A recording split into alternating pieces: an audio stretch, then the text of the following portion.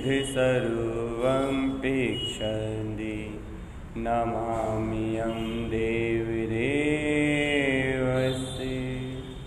बोलिए आचार्य प्रवर सद्गुरु तारण तरणलाचार्य जी महाराज की जय हो, जय हो, जय हो।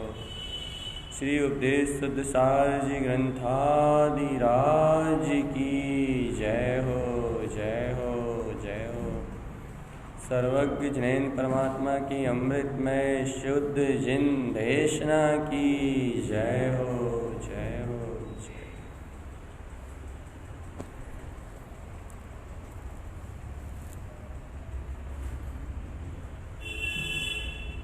अपना वांछन चल रहा है दर्शन के अंग, अर्थात आत्मा को देखने की दृष्टि। अब ये आत्मा तो निराकार है, तो आत्मा को जब भी कोई देखेगा, जब भी कोई अनुभव करेगा, तो जैसा आत्मा का रूप है, जैसे आत्मा के अंग हैं, उस रूप ही उसे ग्रहण कर पाए। जैसे कि यदि आप किसी मनुष्य को देखोगे तो आप उसके आँख, नाक, कान, उसके चेहरे की बनावट, अर्थात आप उसके आकार को, आकृति को देख के भैया ये अनुमान लगाओगे भैया ये तिर्यंश है, ये मनुष्य है। तो ये रूपी पदार्थ का अवलोकन हो गया। रूपी पदार्थ को देखने के लिए आपको ये चक्षु इंद्रिय चाहिए। तो भैया अब रूपी पदार्थ को देखने की बात नहीं चल रही, रूपी पदार्थ को निहारने की चर्चा नहीं हो रही, फिर अरूपी अतीन्द्रिय पदार्थ को गमने की चर्चा हो रही। अतीन्द्रिय चैतन्य पदार्थ को अंतर से जानने की यहाँ आचार्य देव दर्शन के माध्यम से प्रेरणा दे रहे हैं। तो भैया अब आत्मा को देखना है आपको, तो आत्मा को देखने के लिए आत्मा की दृष्टि चाहिए। भैया कैसे दिखेगी वो आत्मा, कैसे प्रकट होगी वो आत्मा की दृष्टि? तो यहाँ कह रहे हैं कि आत्मा के भी जैसे शरीर के अंग हैं, वैसे आत्मा के भी अंग हैं।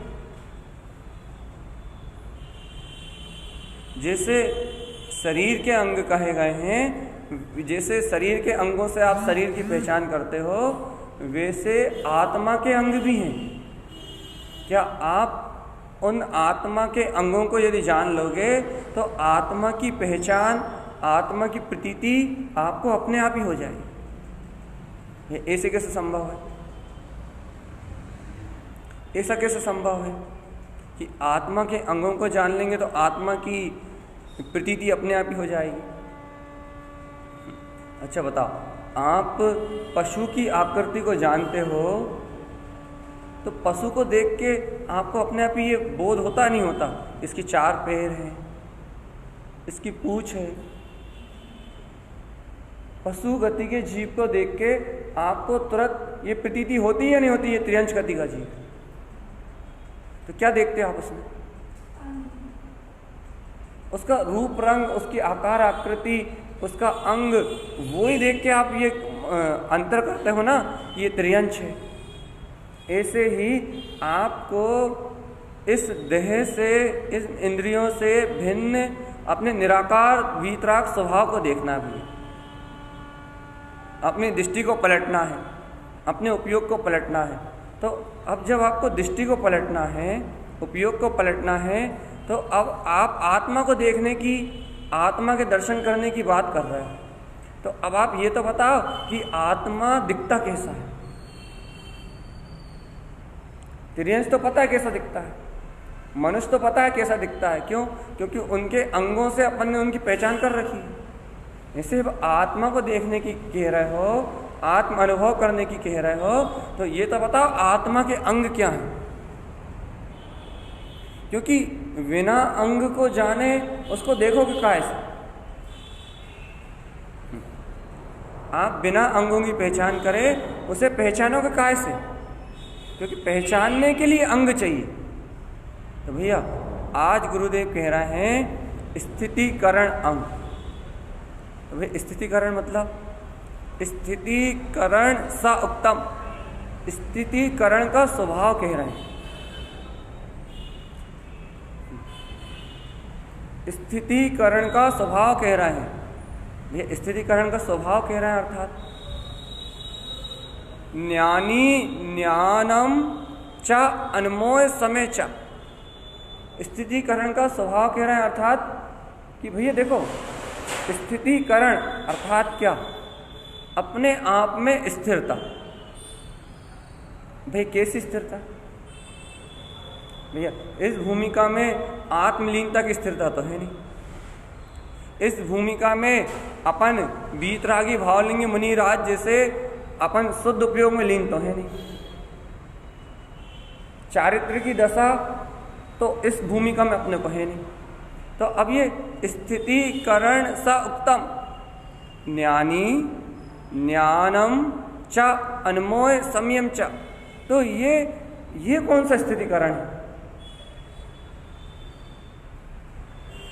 विचार करो थोड़ा सा।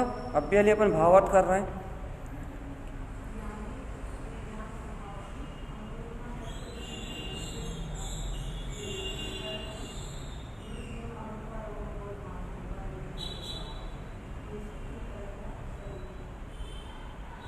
यहाँ आचार्य परमात्मा कह रहे हैं ज्ञानी ज्ञानम च अनमोय संयम च, ज्ञानी ज्ञानम च,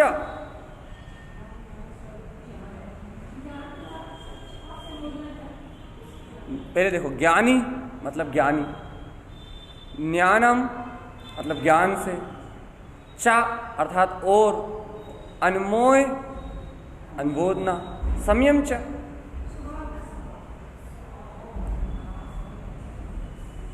इतनी सरल सी बात है कि ज्ञानी जो है वो ज्ञान से अर्थात सम्यक ज्ञान से, अनमोय संयम च, मैं शुद्ध स्वरूपी आत्मा हूं, इस प्रकार से अनुबोधना, निशंक होकर अनुबोधना करने का नाम ही स्थितीकरण। स्थितीकरण मतलब स्वभाव की लीनता नहीं है। यहाँ आचार्य देव स्थितीकरण अंग को चारित्र की लीनता से नहीं कह रहे। यहाँ आचार्य देव स्थितीकरण अंग को ज्ञान में अपने स्वसमय स्वभाव की जो अनुबोधना है उससे कह रहे हैं। अर्थात जब आपका ज्ञान निशंक होके अपने शुद्धात्म स्वभाव में चरण करता है, सम्यक्ता चरण चारित्र, स्वरूप चरण नहीं भैया, सम्यक्ता चरण चारित्र, जब ज्ञानी अपने ज्ञान में स्वयं स्थिर होके जब अपने ज्ञान स्वभाव की स्वसमय शुद्धात्म स्वभाव की अनुबोधना करता है तो स्थितीकरण अंग का उदय होता है। भैया स्थितीकरण का सीधा अभिप्राय अपने आत्मा में स्थिर होना। स्थिर होना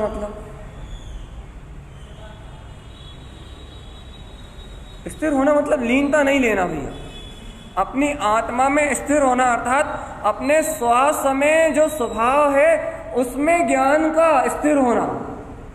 स्थिर होने से आप सीधा ये ले सकते हो कि ज्ञान उस श्वास में स्वभाव की अनुमोदना में कितनी देर रुक रहा है। अब बताओ इस बात को कैसे समझेंगे भैया? अब आत्मा की चारित्र रूप लीनता और इस ज्ञान की स्थिरता, इन दोनों में अंतर कैसे जानेंगे?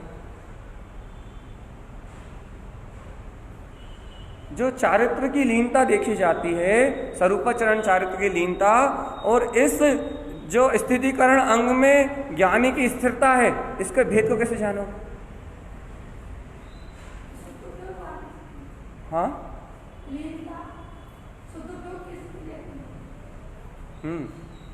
आप अपने अनुभव से कैसे जानोगे?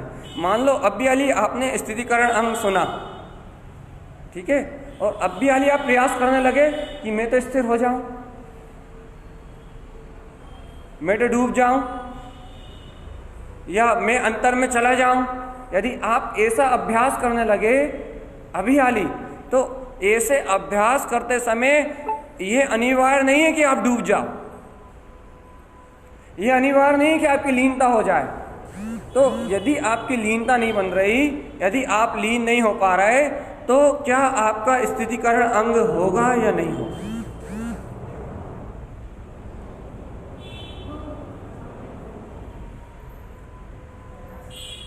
बस यही एक वो समाधान है, यही एक वो अंतरात्मा की स्थिरता का वो स्वभाव है जो आपको जानना है श्रद्धा से।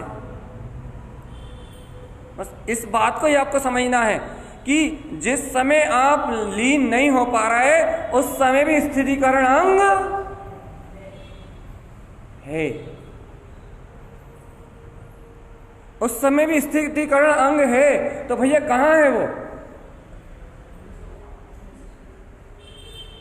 जिस समय आप डूब नहीं पा रहे, जिस समय आप लीन नहीं हो पा रहे, जिस समय आप स्थिरता का प्रयास कर रहे हो, आप अंतरोन्मुख नहीं हो पा रहे, लेकिन उस समय भी स्थितिकरण अंग आपके ज्ञान में है या नहीं है? कैसे कह रहा है? प्रमाण लाके दो, प्रमाण लाके दो आप कि आप कैसे कह रहे हो कि उस समय, उस घड़ी, उस पल आपके अंतर में स्थितिकरण अंग है। आप किस आधार पे कह रहे हैं इस बात?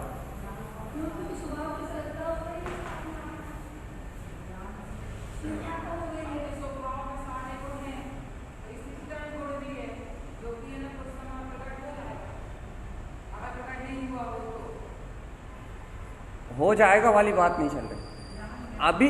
हाँ हाँ, बोलो बोलो बोलो।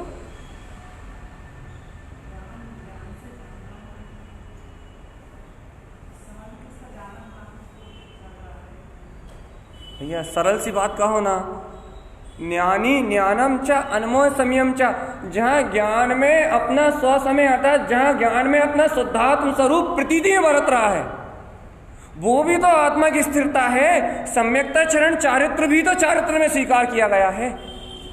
मात्र स्वरूप चरण को ही चारित्र मात्र थोड़ी कहा है, स्वरूप चरण मात्र को चारित्र थोड़ी कहा जाता है। सम्यक्ता चरण को भी तो चारित्र में स्वीकार किया है, आप उसे क्यों गौण कर रहे हो? जिस समय आप अपने ज्ञान में मैं शुद्धात्मा हूं, मैं शुद्धात्मा हूं, मैं शुद्धात्मा हूं, मैं शुद्धात्मा हूं, मैं शुद्धात्मा हूं, मैं शुद्धात्मा हूं, मैं ज्ञान में शुद्ध चेतना हूं, जिस समय अपने आप स्वसमय स्वभाव की अनुमोदना कर रहे हो, उस समय सम्यक्ता चरण चारित्र तो है। तो भैया जब सम्यक्ता चरण चारित्र है तो स्थितिकरणम सा, स्थितिकरण अंग है। आप भयभीत मत रहो, आप चारित्र के नाम से भयभीत मत रहो। जीव चारित्र के नाम से डरता है, इसलिए क्रियाएं करता। जीव चारित्र के नाम पे भ्रमित होता है, इसलिए बाहर के आचरण की ओर भागता है। जीव चारित्र के नाम पे मिथ्या धारणाएं करता है, इसलिए बाहर के आचरण की ओर भागता है, अंतर के आचरण को गौण कर देता है। और ये इसका सिर्फ इतना सा मूल कारण है, इतना सा मूल कारण है कि ये निश्चय चारित्र को जानता ही नहीं है।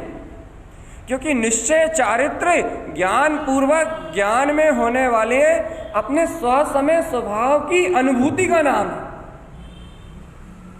निश्चय चारित्र अपने स्वसमय स्वभाव के स्वीकारता का नाम है। और यदि अपने स्वसमय स्वभाव की स्वीकारता नहीं है तो चारित्र उत्पन्न ही। इतने से सिद्धांत को समझ लो। सभी भी शायद मैंने ये कहा था कि सम्यक का स्वभाव संयम है। सभी कहा था या कल रात में कहा था, याद नहीं, कि सम्यक ही संयम का स्वभाव है।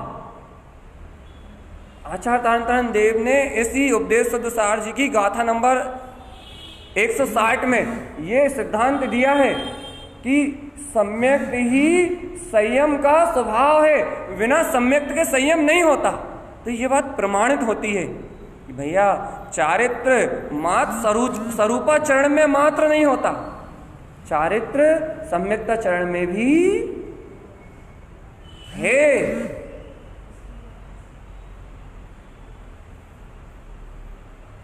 चारित्र आपके सम्यक्ता चरण में भी है, चारित्र आपकी श्रद्धा में भी है।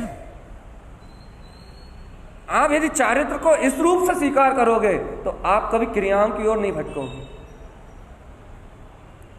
आप कभी अपने आप को किसी बाहर के द्रव्यलिंग से अपने आप को हीन नहीं मानोगे, बल्कि आपको यदि आपका स्वसमय बरत रहा है और कोई द्रव्यलिंगी है तो आप उससे अपने आप को श्रेष्ठ मानोगे, आप अपने आप को उससे उत्कृष्ट मानोगे। क्यों? क्योंकि आपके अंदर में शुद्ध जिनागम में कहा चारित्र प्रकट है और उसके पास मात्र क्रिया है, उसके पास मात्र आडंबर है, उसके पास मात्र दिखावा है और आपके पास चारित्र है। आप अपने आप को श्रेष्ठ महसूस करोगे। आप ये नहीं कहोगे कि हमसे तो अच्छे, आप कहोगे बेचारे अज्ञानी, बेचारे मूढ़, जिन आगम को पाने के बाद भी, जिन भगवान की वाणी को ग्रहण करने के बाद भी अज्ञानी, जानते नहीं हैं कि सम्यक ही चारित्र का स्वभाव है। मिलान करना हो तो मैं पलटा नहीं रहा, 160 नंबर की गाथा वांचन के बाद आप देख लेना इसी ग्रंथ। तो भैया गुरुदेव कह रहे हैं सम्यक्ता चरण आत्मा का चारित्र है और ये आपके अंतर में इस भूमिका में प्रकट हो सकता है। बताओ, यदि आपको चारित्र ग्रहण करने के लिए कहा जाए तो आप क्या करोगे?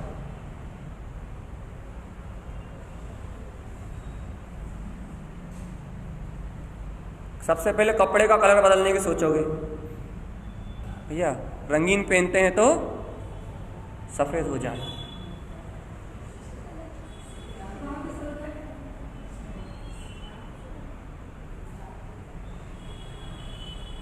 यदि आपको चारित्र लेने के लिए उपदेश दिया जाए कि भैया संयमी हो जाओ, चारित्र को ग्रहण कर लो, तो सबसे पहले क्या करोगे?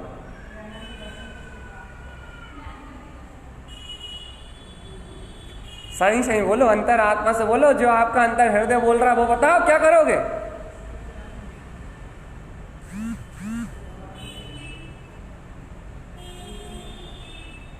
बस यही द्वंद अपने अंदर से टूट जाए, यही द्वंद अपने अंदर से टूट जाए कि भैया जब भी चारित्र के लिए उपदेश आएगा, जब भी चारित्र के लिए हमसे कहा जाएगा, तो हम स्थितिकरण अंग में जो चारित्र कह रहे हैं, जो सम्यक्ता चरण में जो चारित्र कह रहे हैं, सबसे पहले हम उस ओर भागेंगे कि मेरा स्वसमय चेतन में परमात्मा मेरे अंतर में है। ज्ञानी ज्ञानम चा अनमोय संयम चा, ज्ञानी अपने ज्ञान से ऐसे स्वसमय की अनुमोदना करने के लिए भागेगा और अज्ञानी बाहर से क्रिया करने के लिए भागेगा। ज्ञानी ज्ञान से अपने स्वसमय की अनुमोदना करने के लिए तत्काल अंतर में भागेगा और अज्ञानी तत्काल क्रियाओं को ग्रहण करने के लिए बाहर में भागेगा। आप बताओ, आप किस ओर भागोगे? भागना अंदर है, ये तो सब जानते हैं। आप भागोगे किस ओर?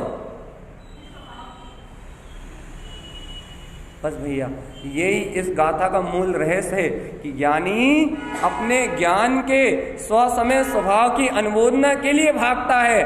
पज्जावम नहु पिक्षन्ति, वही देखता ही नहीं है कि सफेद कपड़े हैं या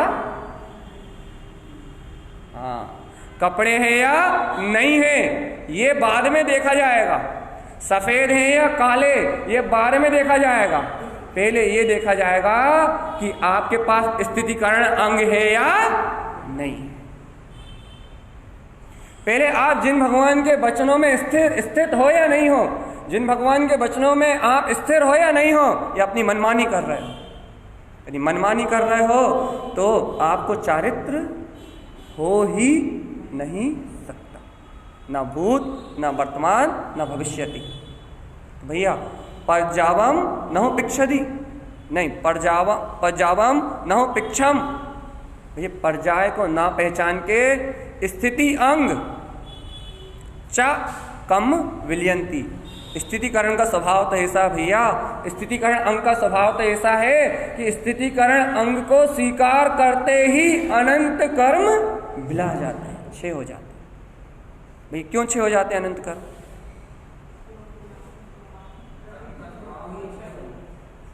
कर्म का स्वभाव क्षय होने का है, वो तो क्षय हो ही जाते हैं, लेकिन भव्य आत्मा स्थितिकरण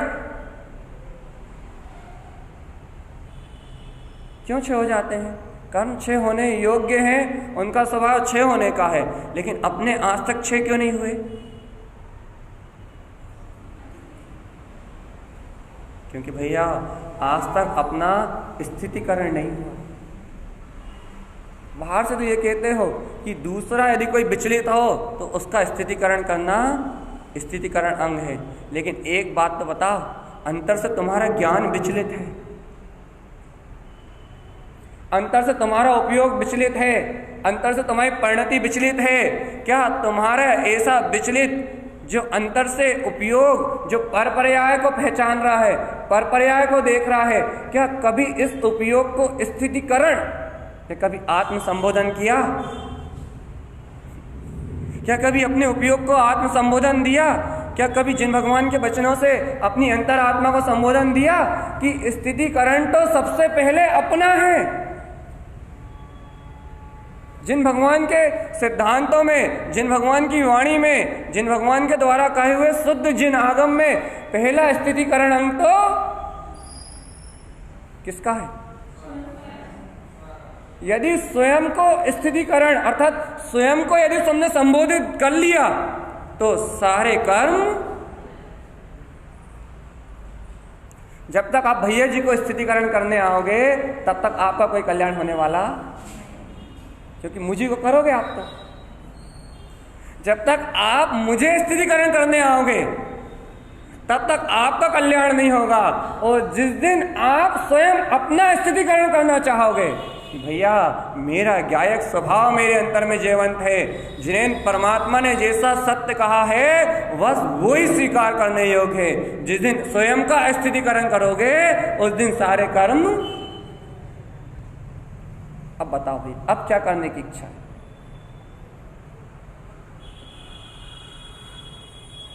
भैया देखो, बाहर से मेरा स्थितिकरण आप कर देना, मुझे कोई समस्या नहीं है, लेकिन अंतर से आपकी क्या इच्छा है, अंतर से आपको क्या भावना है कि आपको अपना स्थितिकरण करना है या नहीं करना? आप तो ये बताओ। मेरा तो आप कर देना, मैं तो स्थिर हो जाऊंगा, लेकिन आप अपने स्थितिकरण की बताओ। नहीं, आप तो हमें कर देना, लेकिन आप अपने स्थितिकरण अंग की दशा बताओ कि आपको अपने अंतर में आपको अपना स्थितिकरण अंग करना है या नहीं करना? आपको अपना स्थितिकरण अंग प्रकट करना है या नहीं करना? तो भाई कैसे करोगे?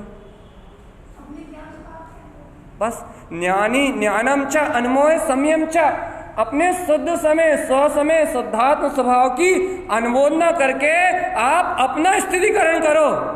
भैया जहां आप अपने स्व संबोधन से, जहां आप अपने सम्यक चिंतन से, जहां आप अपने उपयोग को अंतरोन्मुख करके अपनी परिणति को, अपने उपयोग को स्व में स्थिर करोगे, उस समय से स्थितिकरण अंग उत्पन्न हो जाएगा। और आचार्य गारंटी देते हैं, जिस समय यह स्थितिकरण होगा कम विलयंती,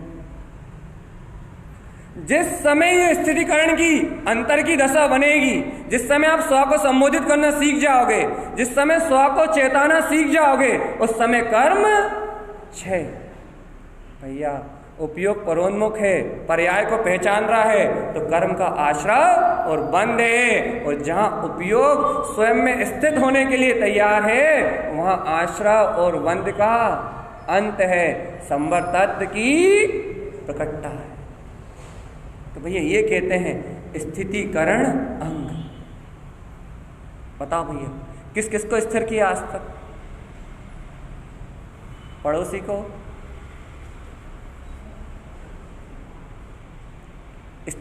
सबको स्थितिकरण करने का बहुत रस है,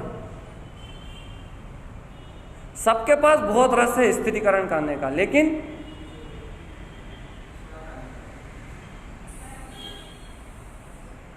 स्थितिकरण करने का बहुत भयंकर रस है। यदि किसी की जरा सी कोई व्यवहार में जरा सी चूक दिख जाए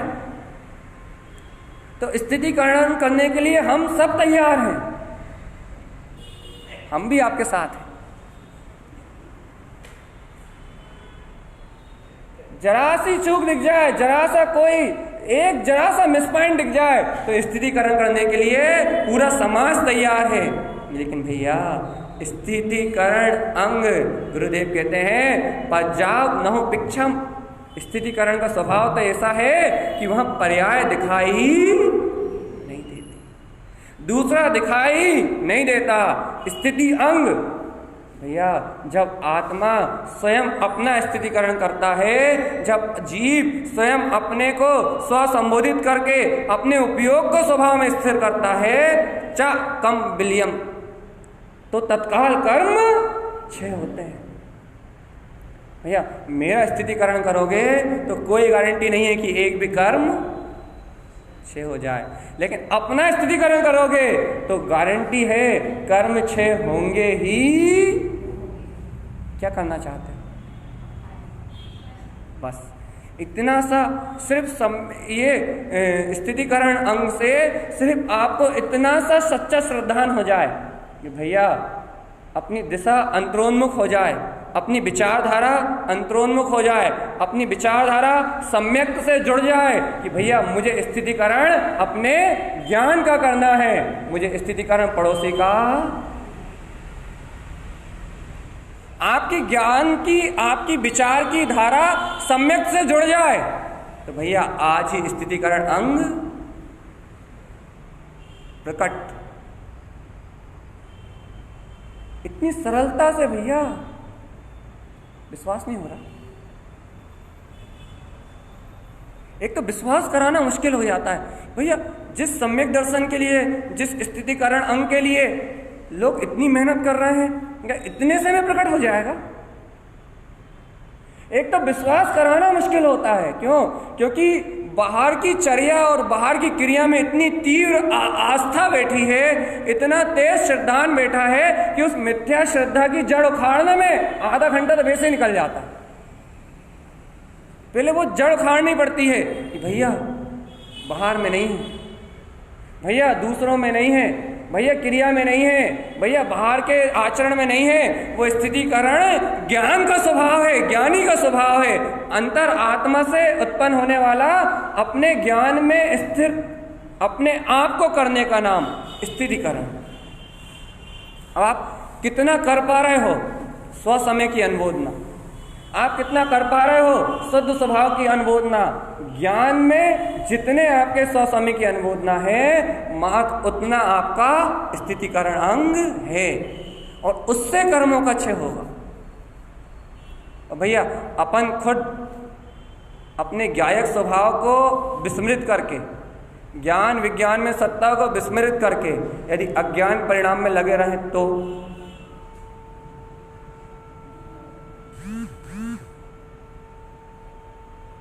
शुभ परिणाम में लगे रहें तो, अशुभ परिणाम में लगे रहें तो, चिंताओं में डूबे रहें तो, इन सबसे नहीं होगा, बिल्कुल नहीं होगा। भाई दिन भर तो यही कर रहे हो, सही में इन सबसे कुछ नहीं होगा। अभी विश्वास नहीं, सही में इनसे कुछ नहीं होगा तो लगे काहे में हो, सुबह से लेकर शाम तक चिंताएं करते हुए, पर्याय को देखने की भावना, पर को पहचानने की भावना, क्रिया को करने की भावना, सुबह से लेकर शाम तक लगे तो इसमें ही है, और इससे तो कुछ होगा ही नहीं। अर्थात मंजिल कहीं और है और चल कहीं और है, स्थितिकरण कहीं और है, स्थित होने का स्वभाव किसी और का है, लेकिन अपन साथ किसी और का दे रहे हैं। भैया स्थिर होने का स्वभाव ज्ञान का है, स्थिर होने का स्वभाव ज्ञानी का है। स्थिरता आनी है अपने उपयोग में, स्थिरता आनी है अपने चित्त में, और वो आएगी स्व को संबोधित करने से, सम्यक चिंतन से, सम्यक सुबुद्धि से, वस्तु स्वभाव की सहकारिता से। और कर क्या रहे हैं अपन? चिंता। बिल्कुल विपरीत, एकदम विपरीत। होना है स्व में स्थिर, होगा ज्ञान स्थिर, और ज्ञान को काय में लगाए हैं? अज्ञान विकल्प रूप धाराओं में। एकदम उल्टा। तो भैया सम्यक्तः चरण चारित्र कब तक प्रकट होगा? अच्छा, कपड़े सफेद पहनने लगो, हो जाएगा? नहीं होगा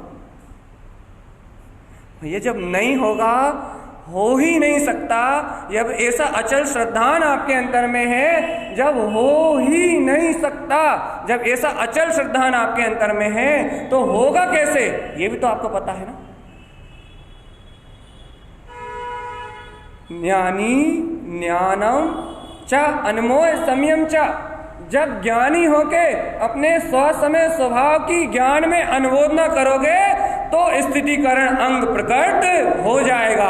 आप जिस रेस में बैठे हो, जिस भूमिका में बैठे हो, जिस सहयोग में बैठे हो, उस सहयोग में ही वो स्थितिकरण अंग उत्पन्न हो जाएगा। स्थितिकरण अर्थात स्वसमय स्वभाव की प्रतीति, स्व का संबोधन, सम्यक का चिंतन। आप जिस माध्यम से अपने आप को अपने श्रद्धान में स्थिर कर सको, जिन भगवान के वचनों में दृढ़ कर सको, उसका नाम स्थितिकरण अंग। और उससे नियम से कर्म 6 होते ही हैं। इतना सरल है। अच्छा बताओ, इसमें ऐसा क्या है जो आप नहीं कर सकते, या इसे करने के लिए आपको बाहर से क्या आवश्यकता है? अच्छा, मैं पूछ लेता हूं। उपास करने पड़ेंगे, घर छोड़ के चैत्यालय में रहना पड़ेगा, दुकान छोड़ के मेरे साथ चलना पड़ेगा। अरे कुछ भी नहीं करना पड़ेगा।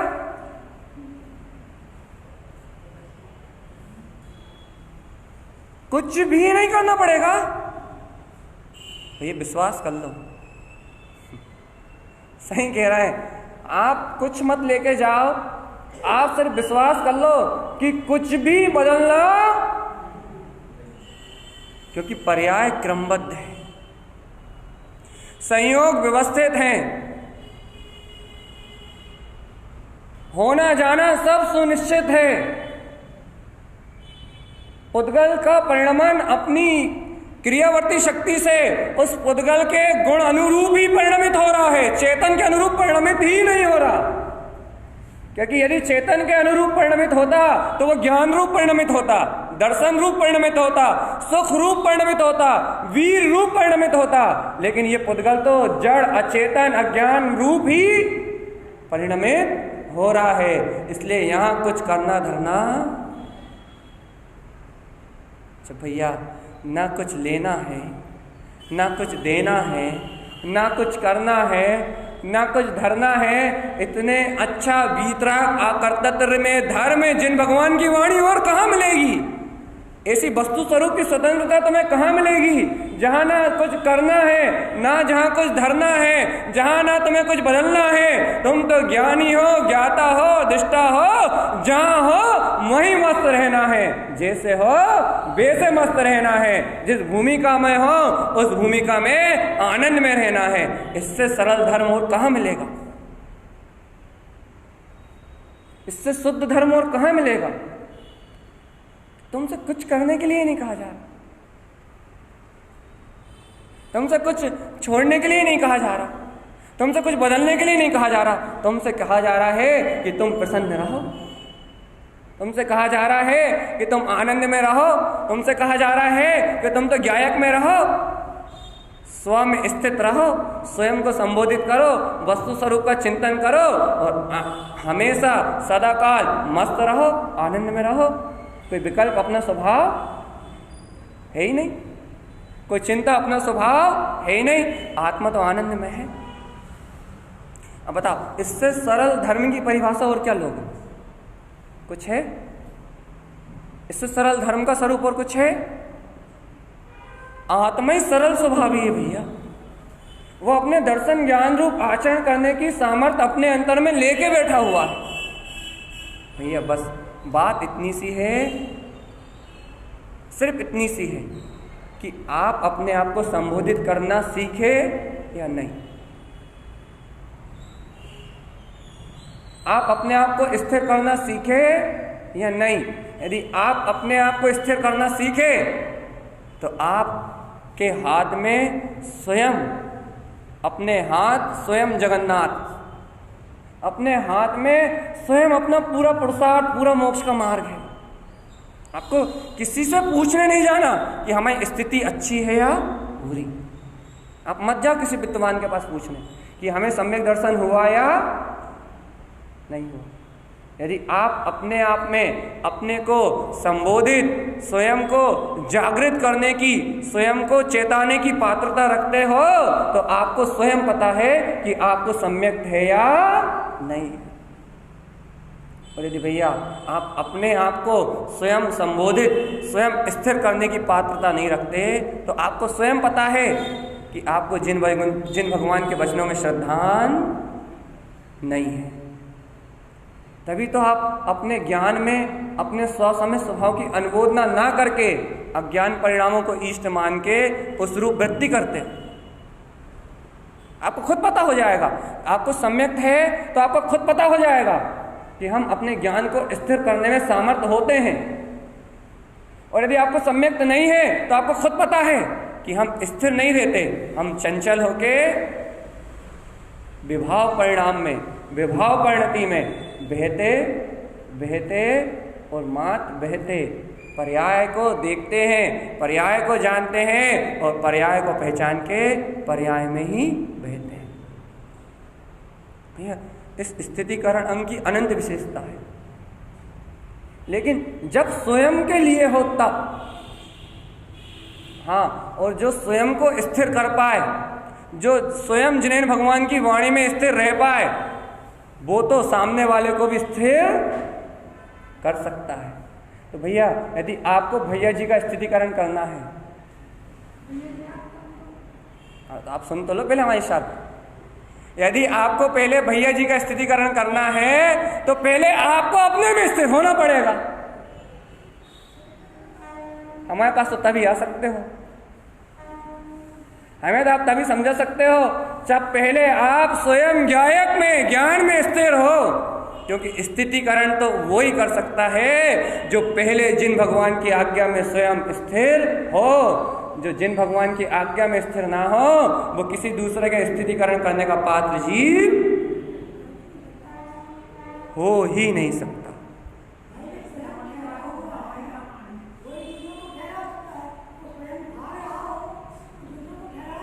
सीधी बात है।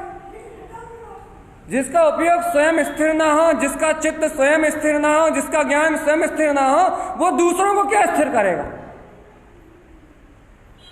जो स्वयं चंचल घोड़े मन के साथ इंद्रिय विषयों के पीछे भाग रहा हो, जिसे स्वयं में स्थिर होने की खबर ना हो, जिसे स्वयं के अंतरात्मा का बोध ना हो, वो मुझे क्या बताएगा कि तुम स्थिर रहो। भगवान, स्थिरता स्वयं में होगी तो दूसरे की स्थिरता कर पाओगे। अब जब स्वयं में स्थिर नहीं होगे, स्वयं में स्थिर नहीं होगे तो दूसरे को हमें क्या समझाओगे। अच्छा क्या समझाओगे, क्या बताओगे। अच्छा बताओ, क्या बताओगे। आप हमारे पास हमें स्थितिकरण करने आओगे तो क्या बताओगे।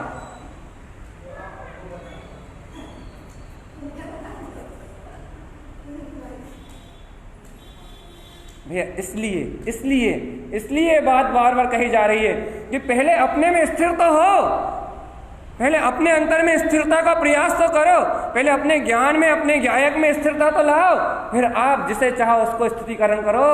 कोई शल्य नहीं, कोई चिंता नहीं। क्यों? क्योंकि आपको सामने वाले के पर्याय का दोष दिखेंगे ही नहीं, क्योंकि आपको पर्याय दिखेगी नहीं। आपको तो आपके अंतर में जो आपकी स्थिरता है, यदि आपको सामने वाले के अंदर प्रतीति जयवंत दिखेगी, आपको आपके सामने वाले के अंदर यदि आपको उसका स्वभाव जयवंत दिखेगा तो आप उसे व्यवहार में स्थिर जरूर करोगे, लेकिन पहले अनुमोद ना करोगे। भैया जो रत्न खिला है वो श्रेष्ठ है, जो रत्न उत्पन्न हुआ है वो श्रेष्ठ है। ये स्थितिकरण करने का मार्ग है, ये स्थितिकरण करने की कला है कि आप पहले अपने में स्थिर हो, आप जिन भगवान में स्थिर हो, अर्थात जिन भगवान के वचनों में स्थिर हो। आपको जिन आगम में क्या है ये पता हो, तब तो आप सामने वालों को प्रमाण से कह पाओगे कि देखो भैया ये है स्वरूप। अब आप जब स्वयं निशंक नहीं हो, स्वयं स्थिर नहीं हो, तो आप कैसे समझाओगे दूसरे? भैया हम तो बहुत प्रयास करते हैं, लोगों को बहुत बताते हैं, घर वालों को बहुत समझाते हैं, लेकिन घर वाले तो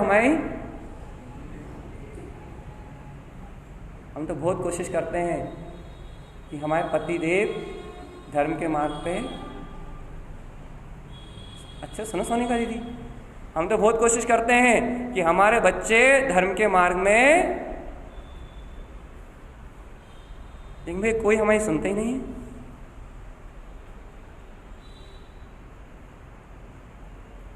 भैया पहले आप तो बताओ कि आपने जिनेंद्र भगवान की सुनी? कोई आपकी कैसे सुनेगा? स्थितिकरण का नियम है भैया। यदि आपके अंतर में उन्हें धर्म जयवंत दिखेगा, क्रियाएं नहीं, यदि आपके अंतर में उन्हें निश्चिंतता दिखेगी, यदि आपके अंतर में उन्हें आनंद दिखेगा, तो वो खुद पूछेंगे कि भैया आप इतने खुश कैसे रहते हो? तो आप उनका स्थितिकरण कर सकते हो। और यदि आप खुद रो रहे हो तो स्वीकार करो, कड़वी बात है, थोड़ी सी कड़वी है, कड़वी जरूर लगेगी। यदि आप स्वयं जिन भगवान के सिद्धांतों में ढुलमुल हो, आपको खुद आपका परिचय पता नहीं है कि मुझे कहाँ जाना कहाँ नहीं जाना, क्या करना क्या नहीं करना, क्या सत्य और क्या असत्य, जब आप स्वयं अपने श्रद्धान में आप स्वयं वस्तु स्वरूप में दृढ़ नहीं हो, तो आप दूसरे को स्थित कहां से कर सकते हो? तीन काल में संभव। इसलिए घर वालों को स्थिर करने की व्यवस्था, अब तो मुझे ऐसा लग रहा है कि लोग बाग कहने वाले भैया आप तो आज ही चले जाओ।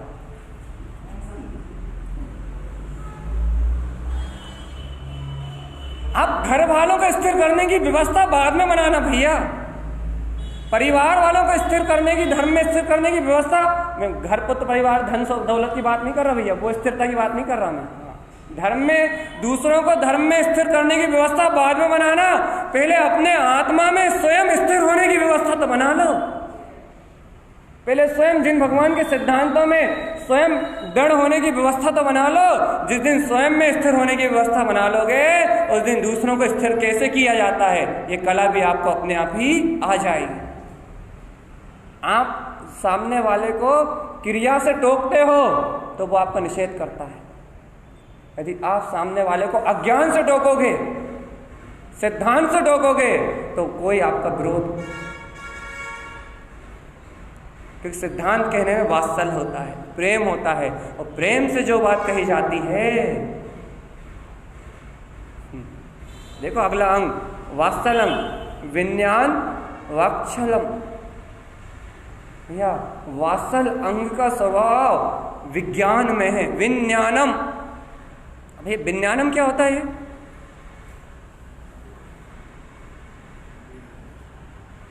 अपनी भाषा में तो भेद ज्ञान समझो। विज्ञानम अर्थात पर्याय से भिन्नता, पर से भिन्नता, और गुरुदेव की भाषा में कर्तव्य से भिन्नता। जो कर्तव्य का बोध पूर्वक आप सामने वाले को टोकते हो तो उसमें वात्सल्य नहीं, अहंकार झलकता है। अब जब अहंकार से किसी को टोकोगे तो कोई आपको सुनेगा थोड़ी ना, उसके पास भी तो अपना अहम है या नहीं? जब अहंकार से टोकोगे तो बदले में क्या मिलेगा? तिरस्कार। अहंकार को तिरस्कार ही मिलता है। अहंकार को कभी, हाँ ये याद रखना, अहंकार को हमेशा तिरस्कार मिलेगा। और यदि वात्सल्य के साथ जाओगे, विज्ञानम, विज्ञानम वात्सल्यम, यदि वात्सल्य से जाओगे, विज्ञान सहित जाओगे, भेद ज्ञान की कला से जाओगे, तो आपके पास स्वयं अहंकार नहीं होगा। और जिसके अंतर में अहंकार ना हो, प्रेम हो, उससे कभी उपेक्षा। आप जब भी उपेक्षित होते हो और उस पीड़ा को महसूस करते हो, कि हम बहुत पीड़ा को महसूस कर रहे हैं। अहंकार ही एकमात्र पीड़ा को जन्म देने वाला बंधु है, मित्र है। अच्छा लगा ना?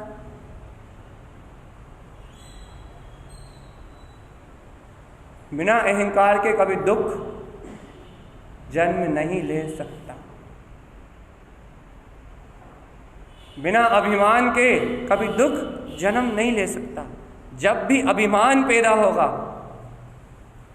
जब भी अहंकार का जन्म होगा, तब सामने वाला उपेक्षा भी करेगा, और उपेक्षा का, तिरस्कार का दुख आप गर्दन काट के एक तरफ रख दो तो शायद इतना दुख नहीं है जितना दुख अहम पे चोट लग जाए, अपनी मान्यता पे चोट लग जाए। जितनी वेदना उस तिरस्कार की है, उतनी वेदना तो मरने की भी नहीं है। अनुभव से सिद्ध है या नहीं?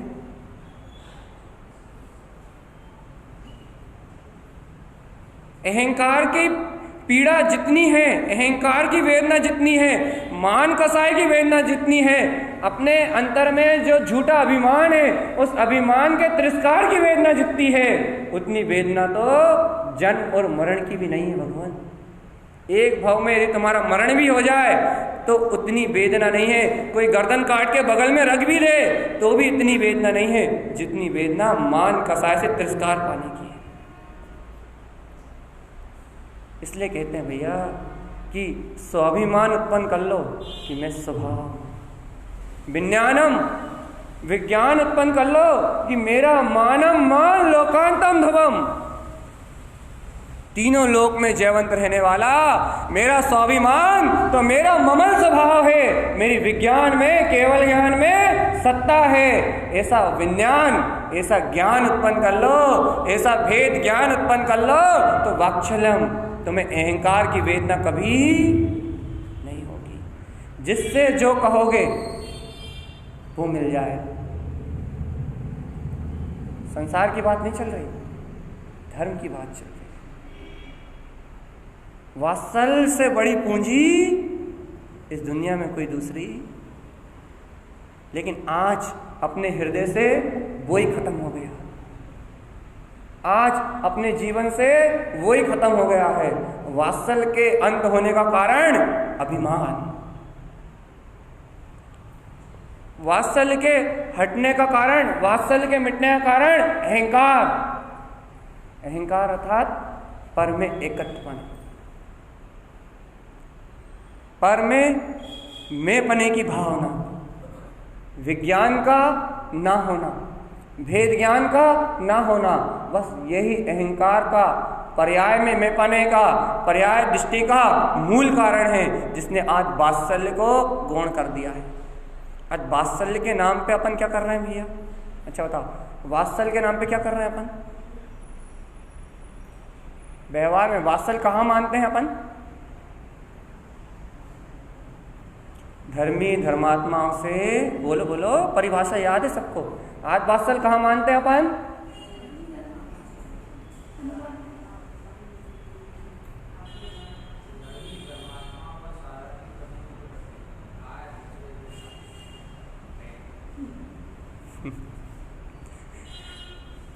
मुझे तो ऐसा लगता है किसी ने जिन सिद्धांतों को बदल दिया है। क्या डॉक्टर साहब?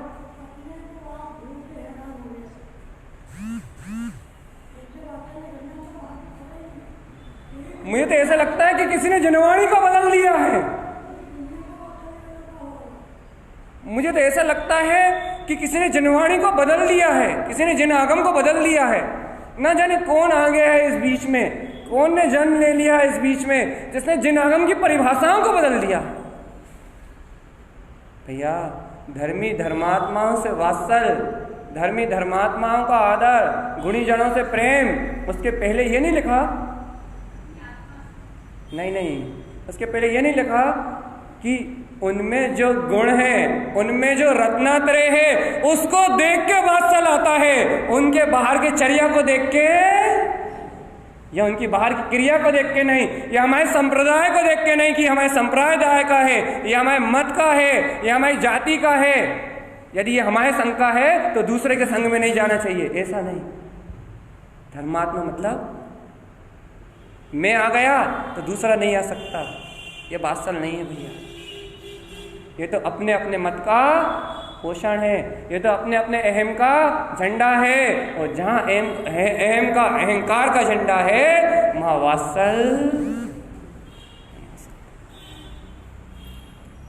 वात्सल्य विज्ञानम। सही वात्सल्य की परिभाषा है क्या? ज्ञान विज्ञान न्यान सहकारम।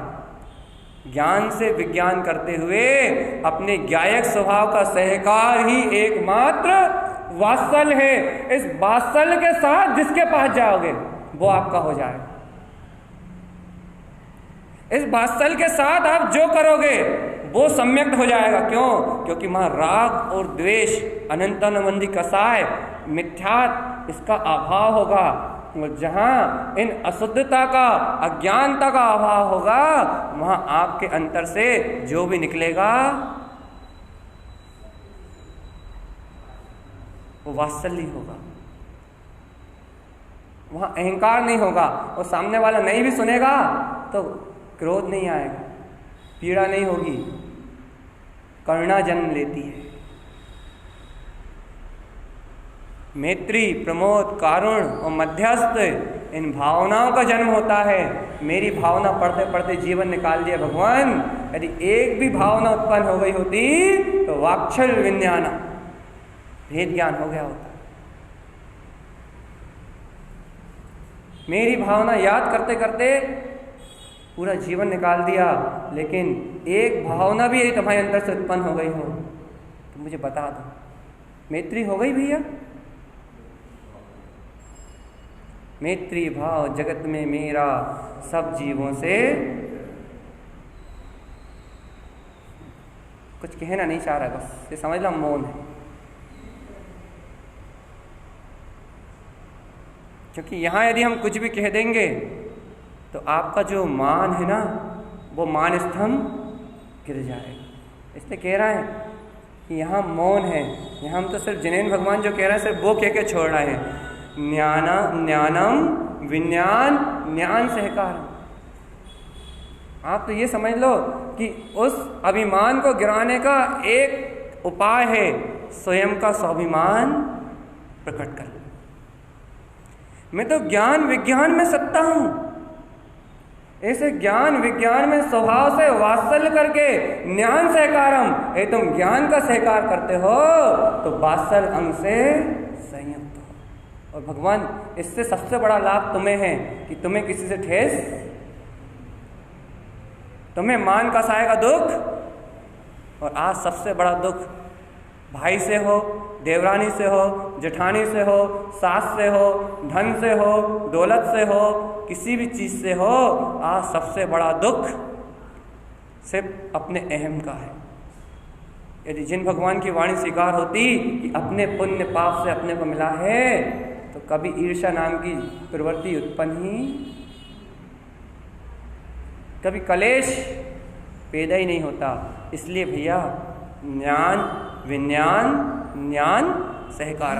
अच्छा कितने बार, एक बार कहा, देखो सुनो, विज्ञानम वाक्षल, एक बार विज्ञान का, फिर देखो ज्ञान, फिर देखो विज्ञान, फिर ज्ञान सहकारम।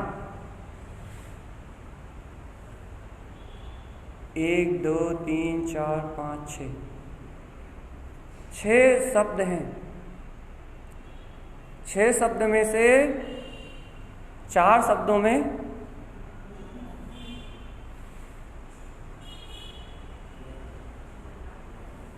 एक ही एक बात कही है, अलग अलग रूपों में, एक ही एक बात कही अलग अलग रूपों में। विज्ञानम वाक्षल, ज्ञान विज्ञान ज्ञान सहकारम। अरे भैया मात्र ज्ञानी को ही वात्सल्य होता है जब वो ज्ञान स्वभाव का सहकार करता है, ज्ञायक स्वभाव को देखता है, ज्ञान स्वभाव की अनुमोदना करता है। ऐसे ज्ञान में स्वभाव से ही मात्र वात्सल होता है। इसके अपनी आत्मा के, अपने ज्ञान स्वभाव के अलावा और कहीं वात्सल जन्म लेता ही नहीं है। भव्य आत्मा वात्सल सिर्फ आत्मा से होता है और वो वात्सल अंग कहलाता है, जो सम्यक दर्शन का अंग है। और आचार्य देव तो कहते हैं दर्शन ज्ञान सुसंयम।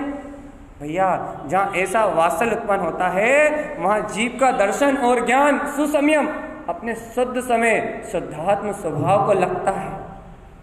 वहाँ जीव का उपयोग, दर्शन ज्ञान से संयुक्त जीव का उपयोग, जीव की प्रवृत्ति, जीव की परिणति सुसंयम अपने स्वसमय को देखती है, अपने शुद्ध समय को देखती है, अर्थात शुद्धात्म स्वभाव को देखती है। ममल सहावेन चरण संयुक्तम, और अपने ममल स्वभाव के आचरण से संयुक्त।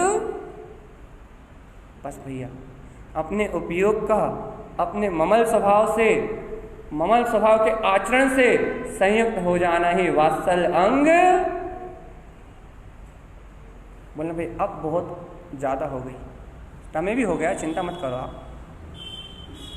तो भाई आज स्थितिकरण और हाँ दोनों का गहरा संबंध है। यदि आप स्थितिकरण कर रहे हो अपना, तो वात्सल आपके अंतर में होगा ही। ये वात्सल और प्रभावना, ये दो अंग ऐसे हैं जो अपने आप प्रकट होते हैं। अपने आप मतलब भैया सहज। आप अपने अंतर में, यदि अपने अंतर में आप स्थितिकरण करने की सामर्थ्य रखते हो तो आपको वात्सल अपने आप ही उत्पन्न होगा। और भैया सिर्फ इन पे नहीं होगा, 6 काय के जीवों पे होगा।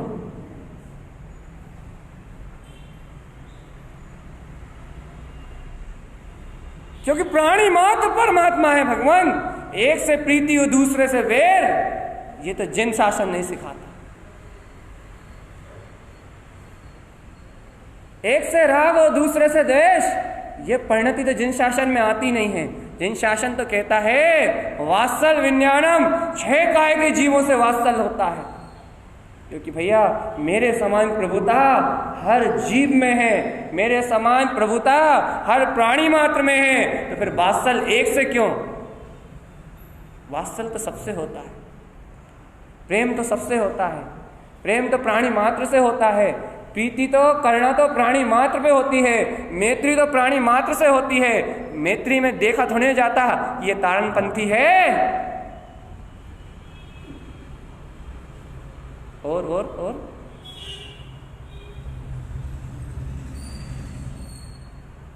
सिद्धांत में कोई समझौता नहीं। सत्य जहां भी दिखाई दे वहां कोई पंथ नहीं, सिद्धांत में कोई समझौता नहीं। जहां रत्नत्रय है वहां धर्म, चाहे वो कोई पंथ हो, चाहे वो कोई संत हो। मैं तो सिर्फ रत्नत्रय को जानता हूं। जिस दिन वात्सल विज्ञानम, जिस दिन वात्सल आपका स्वभाव होगा, जिस दिन वात्सल आपका स्वभाव होगा, जिस दिन स्त्रीकरण आपका अंग होगा, भैया उस दिन 6 काय के जीवों के प्रति एक समान व्यवहार होता है। करना नहीं पड़ता। यदि आप करने की कोशिश करोगे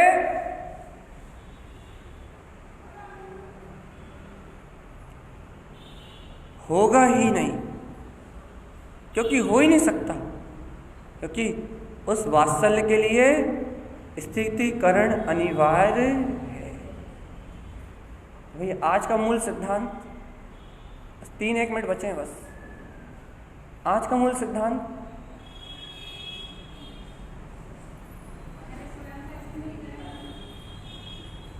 सही है। हाँ, आज का सूत्र रोज मैं बताता हूं आपको, आज आपसे पूछना चाह रहा हूं। आज का सूत्र बताइए आज का सूत्र।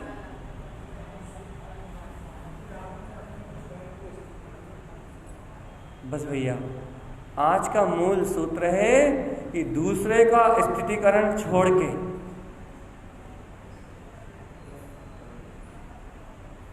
स्वयं के स्थितिकरण करने की आदत यदि अपन अभी से डाल लें तो स्थितिकरण अंग की प्रकटता हो जाएगी। आज का मूल सूत्र है भैया ये कि दूसरों के स्थितिकरण की पर्याय को देखने की आदत यदि अपन आज से छोड़ दें, परिणमन को देखने की आदत यदि अपन आज से छोड़ दें, दूसरे को सुधारने का विकल्प यदि आज से छोड़ दें, तो भगवान 90% सुखी थे अपन आज ही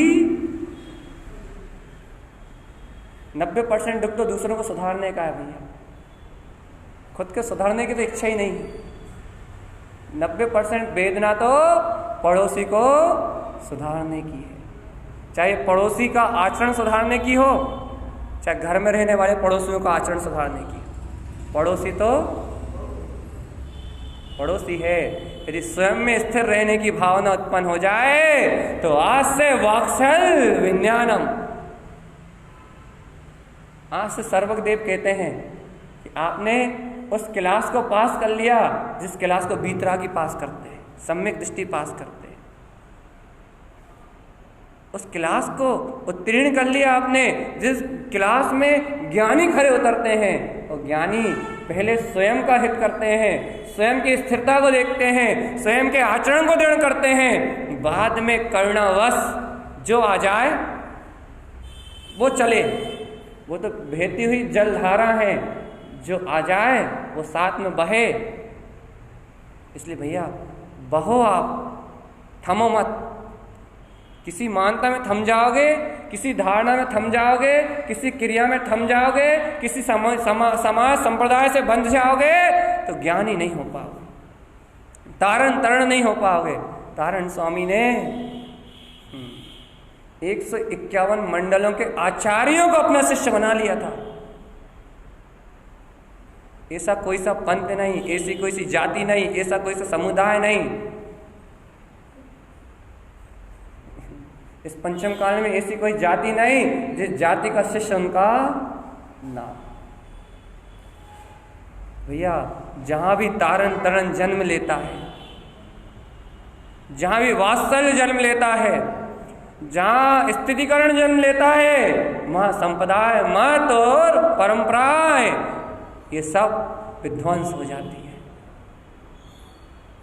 वहां सिर्फ एक सत्य रहता है, वात्सल्य विज्ञान। वात्सल्य जो मिल जाए चलो, जो मिल जाए चलो, ये तो मुक्ति का मार्ग है भैया। प्राणी मात्र को सुख का मार्ग है। यदि तुम इस क्रियाओं से हटके यदि सुख का मार्ग बताओगे तो त्रियंच भी स्वीकार कर ले, दो पैर वाले की बात तो दो। लेकिन आज जिन आगम को क्रियाओं से बता रहे हो इसलिए लोग विरोध कर रहे हैं। सही बता रहे हैं। आज जिन आगम का इतना विरोध क्यों है जानते हो? क्योंकि आपने जिन धर्म को मात्र क्रिया कर दिया है, क्रिया। इसलिए आज जैन धर्म में स्वयं इतने भेद, और आज जैन धर्म के सब शत्रु हैं। नहीं तो जैन धर्म मात्र ऐसा धर्म है जिसका विरोध होना संभव, क्योंकि वो किसी का निषेध नहीं करता। सबसे बड़ी विशेषता तो यही है, वो तो अपनी बात स्पष्ट करता है। जिसे स्वीकार करना है वो चले, और जिसे नहीं करना वो उसकी इच्छा। इसलिए भैया स्थितिकरण किसका करना है, कब करना है? अरे गजब, रिकॉर्ड टूट रहा है, मुझे तो ऐसा लग रहा है। स्थितिकरण स्वयं का करना है और अपने को अपना अभी करना है। तो भैया ये स्थितिकरण अंग होगा ज्ञान विज्ञान ज्ञान सहकारम। जब आप अपने ज्ञान से दर्शन ज्ञान सुसंयम अपने स्वसमय शुद्धात्म स्वभाव की अनुमोदना करोगे तो ममल स्वभाव के आचरण से ये स्थितिकरण और वात्सल अंग स्वयं ही प्रकट हो जाएंगे। इसलिए आज से एक नियम लो। आज पहली बार नियम दिला रहे हैं लोग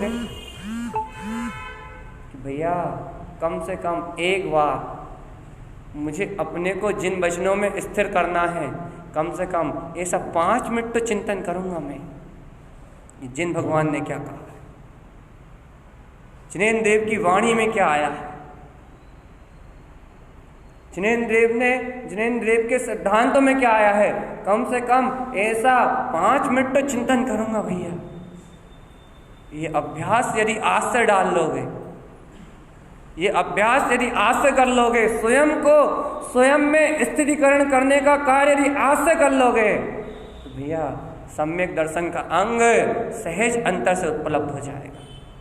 और यदि ये पुरुषार्थ नहीं कर पाए तो जीवन मुट्ठी में बंद रेत की तरह फिसल जाएगा भगवान, और कुछ भी हाथ नहीं आएगा। जब इस जग से जाओगे तो भैया पीछे पलट के देखोगे तो दुर्गतियों के बंद ही रहेंगे बस। यदि इन दुर्गतियों के, इन जन्म मरण के, इन नरक आदि के परिणमन से यदि आप छूटना चाहते हो तो स्थिति करना, अपनी आत्मा का स्थितिकरण करो, अपने स्वभाव में स्थित रहो, जिन भगवान के वचनों का चिंतन करो। यही जिनेन भगवान की आज्ञा है, यही जिनेन भगवान का उपदेश है। बोलिए आचार्य प्रबल सदगुरु तारण कर्मलाचार्य जी महाराज की, जिनेन्द्र परमात्मा की अमृतमय शुद्ध जिन देशना की।